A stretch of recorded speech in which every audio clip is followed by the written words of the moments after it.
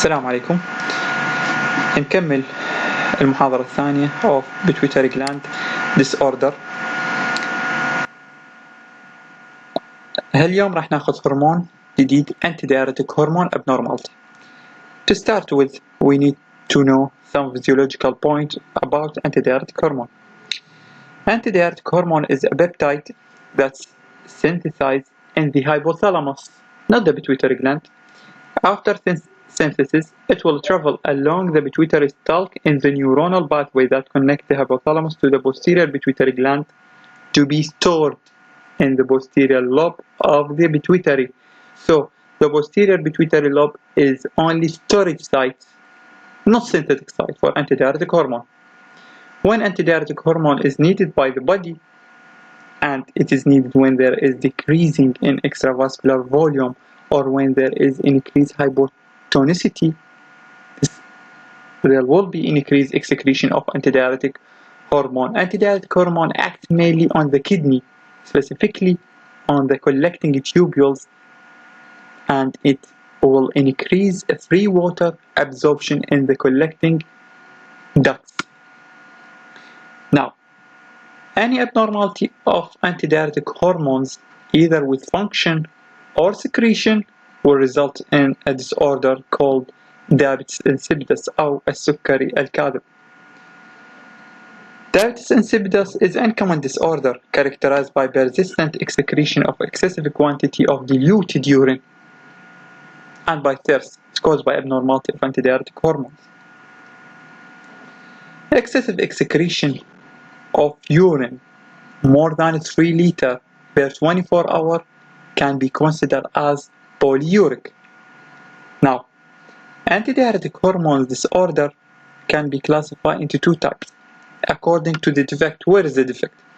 If the defect high up central, either in the hypothalamus or pituitary, this is called cranial diabetes insipidus. There will be no antidiuretic hormone at all. While if the defect is in the kidney, where the antidiuretic hormone is present and is in good amount, but there is a resistance to the action of antidiuretic hormone by the collecting duct, it's called nephrogenic diabetes insipidus. And each of the 2 entities has different causes. Cranial diabetes insipidus usually due to post-traumatic injury or pituitary surgery, but could be idiopathic or caused by tumor. While nephrogenic usually has genetic basis, mean the patient who has nephrogenic diabetes insipidus has genetic abnormality that make him susceptible to such disorders, or could be metabolic disorder like prolonged hypokalemia or prolonged hypercalcemia. Sometimes it's a side effect of medication like lithium used in bipolar disorder or demiclocycline, or a prolonged exposure to heavy metal like lead, or chronic kidney disease of different etiologies. How patients with diabetes insipidus presented to us? Usually presented with polyuria and bothersome nocturia, which is mainly the symptom that present the patient to medical attention. Excessive amount of urine at night and disturbance of sleep pattern. Also polydipsia and intake of excessive amount of fluid. This patient may pass every day 5 to 20 liters or more, and this could lead to weight loss, dry skin and mucous membrane, hypovolemia, hypotension, and electrolyte disturbance. So, patient presented with polyuria, polydipsia, nocturia. What could be the causes? So, differential diagnosis of polyuria and polydipsia. It's one of either diabetes mellitus, the most common type is diabetes mellitus, followed by diabetes insipidus or some condition called primary polydipsia, in which a patient has actually no disease, but he has a tendency to drink excessive amount of fluid, and by that he will have more urine, nocturia, polyuria. So it is nephrogenic polydipsia. How to differentiate between these three entities? Diabetes mellitus simply by checking blood for glucose level or by doing HbA1c, while diabetes insipidus and primary polydipsia need more advanced investigation to confirm. Investigation could include, number 1, serum and urine osmolality. So, if we return back to physiology, ADH is responsible for absorption of water, so it will make urine more concentrated. So, in the absence of ADH, the urine will be diluted, so urine osmolality will be very low because of excessive amount of water loss. The reverse is true regarding the serum. The serum will be concentrated because there is loss of water, so serum osmolality will be high. So in patients with diabetes insipidus, we will find high serum osmolality, low urine osmolality. Serum sodium will be high also, but not due to elevation of serum sodium. No, it's due to decreasing in extracellular volume. So it is relative hypernatremia. Serum IDH level can be measured, but is not widely available. Definitive diagnosis done by water deprivation test.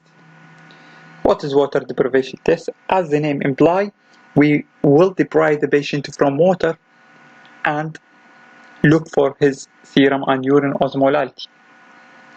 We construct the patient to, number 1, free fluid intake till 7:30.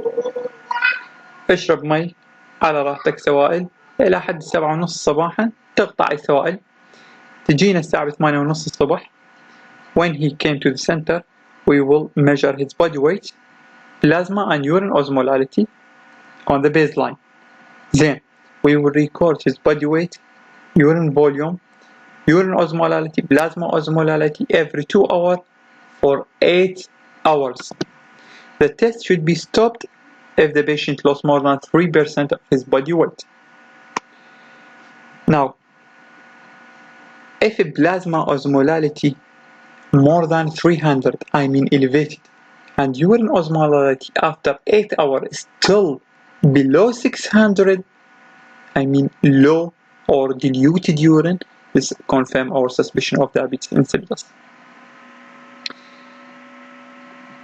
This patient confirmed has diabetes insipidus. Now we have to differentiate which type of diabetes insipidus.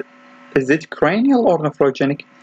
This is simply done by giving the patient antidiuretic hormone and see the response. If the patient has cranial diabetes insipidus, when we give him antidiuretic hormone, urine osmolality will be increased more than 50%. So the urine will be concentrated again, which means the cause of his low urine osmolality is absolute deficiency of antidiuretic hormone.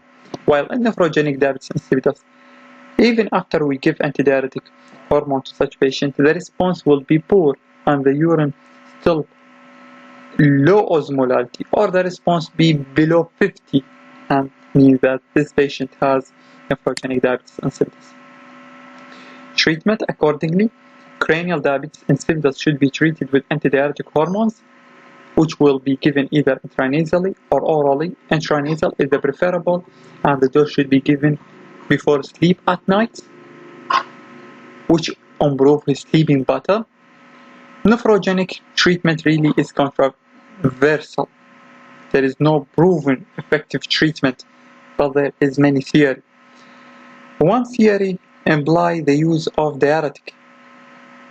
Could be by using diuretic, we will induce minor hypovolemia.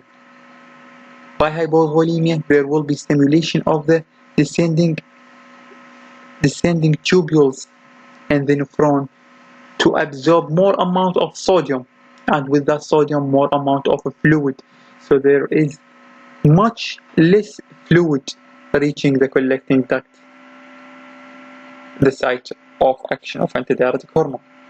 So Thiazide, like diuretic or amiloride, they act for short course inducing more diuresis, but on the long term it will be effective.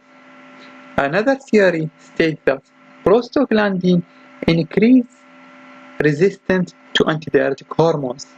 So if we could prevent the synthesis of prostaglandin in the kidneys, there will be increased sensitivity of antidiuretic hormone. How we can do that?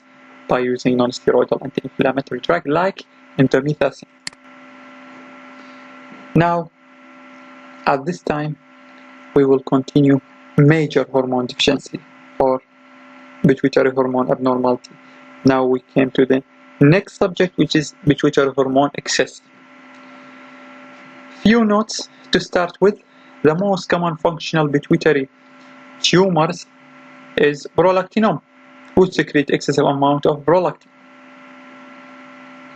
Next will be growth hormone secreting tumor or adrenocorticotropic hormone secreting tumor, and these are the more important because they both associated with life-threatening condition. Thyroid-stimulating hormone secreting tumors causing hyperthyroidism, it's extremely rare.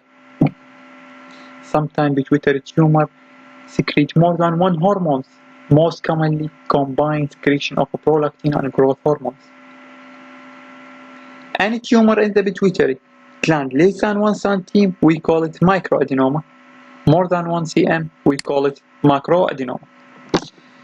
Let's start with the most common type of pituitary adenoma or prolactin secreting tumors. So we will start with prolactinoma or hyperprolactinemia, which is more extended term that include both tumor secreting prolactin hormones or non-tumor increased amount of prolactin. Hyperprolactinemia is defined as an increased serum level of prolactin more than 20 microgram per liter. It is most commonly caused by pituitary tumor in pathological cases, but other causes include physiological. The most common overall is non-pathological, but is pregnancy, lactation, and nipple stimulation. Both of these can increase the level of prolactin. Next, pathological causes. As we say, most common pathological cause is pituitary tumor, hypothyroidism, cirrhosis, chronic liver, chronic renal disease, and medication. Many medication can cause elevation in prolactin level by antagonizing dopamine, such as antipsychotic drugs, metoclopramide, cimetidine, verapamil. How does patient with high prolactin level presented to?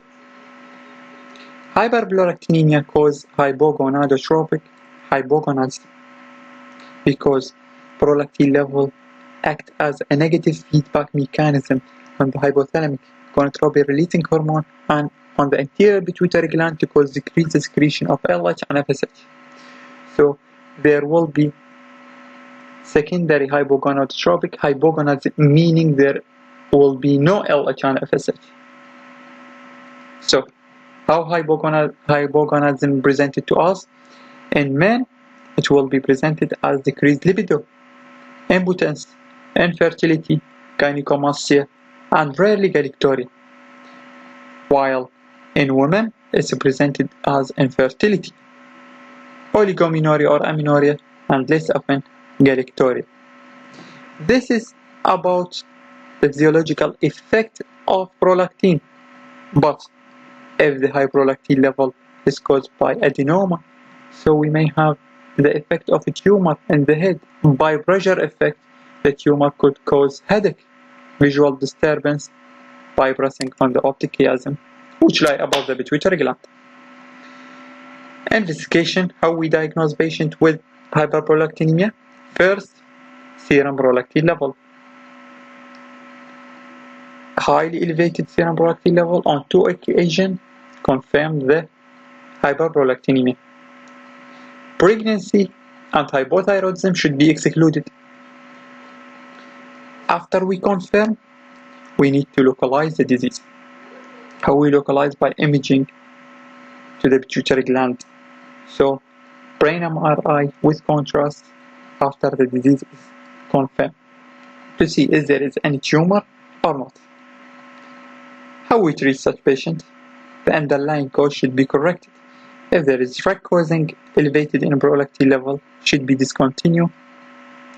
If there is hypothyroidism, should be treated, etc. If the increase in prolactin level caused by pituitary adenoma, then medical therapy is needed.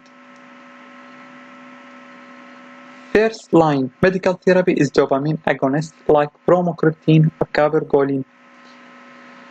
Even in patients who have large mass with pressure effect, medical therapy still is the first line therapy.